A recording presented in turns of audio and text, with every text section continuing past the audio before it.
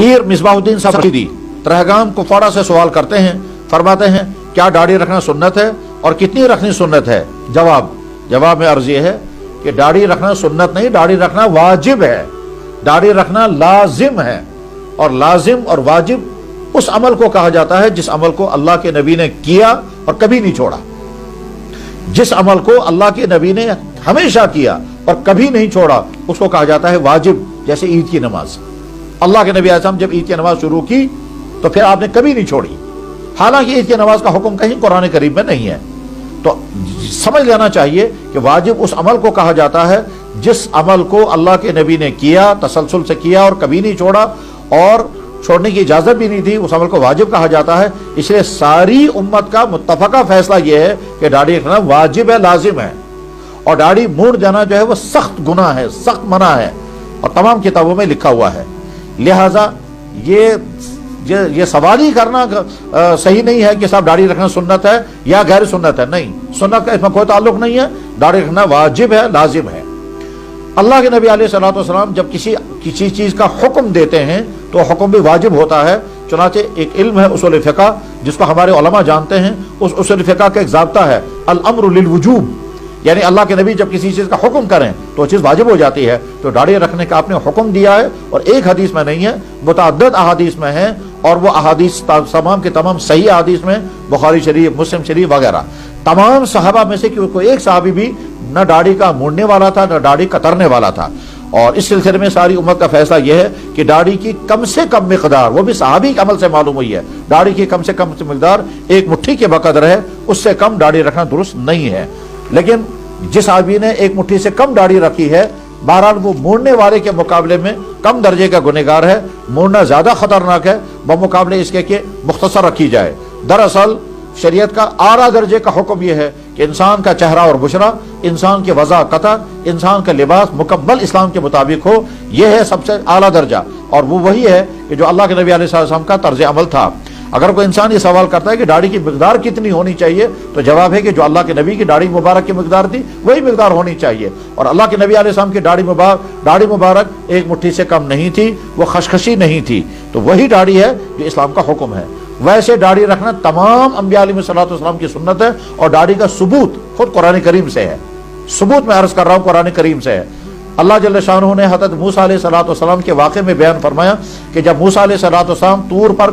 تورات لینے کے لیے گئے، جو واپس آئے تو دیکھا ان کی قوم بگڑ چکی تھی، تو حضرت موسیٰ علیہ السلام نے اپنے بھائی حضرت ہارون علیہ الصلوۃ والسلام کو سرزنش کرتے ہوئے، ڈانٹ ڈپٹ کرتے ہوئے یہ پوچھا کہ بھائی تم کہاں تھے اور یہ ساری قوم گمراہ ہو گئی؟ تو قرآن کریم نے وہاں بیان میں فرمایا کہ موسیٰ علیہ الصلوۃ والسلام نے اپنے بھائی حضرت ہارون کو داڑھی اور بالوں سے پکڑا، تو بھائی نے عرض کیا یا ابن اخی لا تاخذ بلحیتی ولا براسی، بھائی جان میری داڑھی اور میرے سر کے باہر مت پکڑو۔ تو گیس کا مطلب ان کی داڑھی اتنی تھی جسے پکڑی جا سکتی تھی۔ اسی طرح سے قرآن کریم میں اللہ تعالیٰ شان و ارشاد فرماتے ہیں کہ شیطان انسانوں کو گمراہ کرنے کی تدبیریں جو کرتا ہے ان میں سے ایک چیز یہ کہ وہ اللہ کے پیدا کیے ہوئے فطری نظام میں تبدیلی پیدا کرتا ہے، انسانوں کا ذہن ایسا بناتا ہے کہ وہ اللہ کے فطری پیدا کی ہوئی چیزوں میں تبدیلی کریں گے۔ فَلَا يُغَيِّرُنَّ خَلْقَ اللَّهِ، شیطان کے گمراہ کرنے کے اعمال کو بیان کیا گیا 5ویں پارے میں، جس میں شیطان یہ کہتا ہے کہ میں انسانوں کو گمراہ کروں گا تو اللہ کی تخلیق میں تغیر کریں گے۔ چانچہ جہاں یہ آیت ہے اس کے ذیل میں تمام مفسرین، حضرت مولانا مفتی محمد شفیع صاحب رحمہ اللہ تعالی نے معارف القرآن میں، حضرت میر واحد مولانا محمد یوسف صاحب نور اللہ برکتہ نے کشمیری ترجمہ قرآن تفسیر میں نقل فرمایا ہے کہ داڑھی کاٹنا اسی تغییر خلق اللہ میں آتا ہے جس کو قرآن کریم میں منع کیا گیا اور شیطان کا عمل بتایا گیا۔ بہرحال اسے پرہیز کرنے کی ضرورت ہے اور داڑھی ویسی ہی رکھنی چاہیے جیسا شریعت اسلامیہ نے ہمیں حکم دیا ہے۔ اگلا سوال آپ کا یہ ہے کہ کیا داڑھی کا حکم قرآن کریم میں ہے؟ جواب حکم تو قرآن میں نہیں ہے مگر ثبوت قرآن سے ضرور ہے، اور حکم جیسا کہ میں نے عرض کیا اللہ کے نبی علیہ السلام کا حکم بھی ہے اور آپ کا عمل بھی ہے، حدیث قولی اور حدیث فعلی دونوں سے اور تمام انبیاء علیہ السلام کے مشترکہ عمل سے داڑھی کا ثبوت اور وجود ثابت ہے۔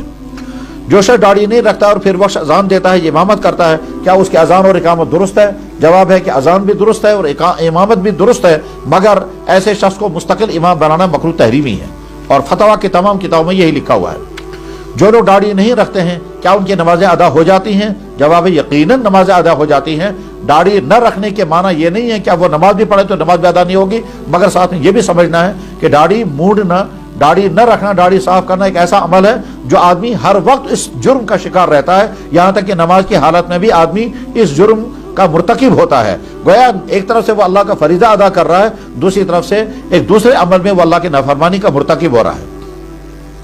جو شخص داڑھی کا منکر ہو اس شخص کے لیے کیا حکم ہے؟ تو جواب یہ کہ جب کوئی انسان داڑھی کا انکار کرے تو پہلے اس کی وجہ معلوم کرنی ہوگی، یعنی اسے وجہ پوچھنی ہوگی کہ آپ داڑھی کا انکار کیوں کرتے ہیں۔ جب وہ اپنی وجوہات بیان کرے گا تب اس کا فیصلہ ہوگا کہ وہ کون سے درجے میں آ رہا ہے۔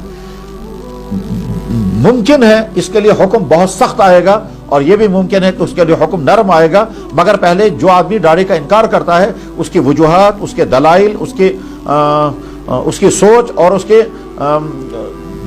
اس کا استدلال سننا ہوگا، اور اس استدلال سننے کے بعد پھر یہاں سے اس کی غلط فہمی دور کی جائے گی۔ اس کے بعد بھی اگر وہ منکر رہتا ہے تب اس کے متعلق کوئی حکم بیان کیا جاتا ہے کہ اب یہ کون سے درجے میں پہنچ گیا یہ مسلمان کہ جو اب داڑھی یا کسی بھی شریعت اسلامیہ کا حکم کا منکر ہو۔ مسئلہ یہ دراصل صرف داڑھی کا ہی نہیں ہے، اسلام نے جتنی چیزوں کا حکم دیا ہے، چاہے وہ عبادات ہوں، چاہے وہ اخلاقیات ہوں، چاہے وہ حرام چیزوں سے بچنے کا معاملہ ہو، تو اگر کوئی انسان کہتا ہے میں نہیں مانتا اسے،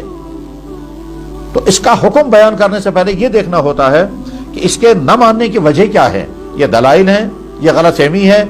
یہ وجوہات ہیں، یہ تعویلات ہیں، استدلال کیا ہے، اس کے بعد اس آدمی کے بارے میں فیصلہ ہوگا۔ يا ساعة الفضاء الرحيب الفسيح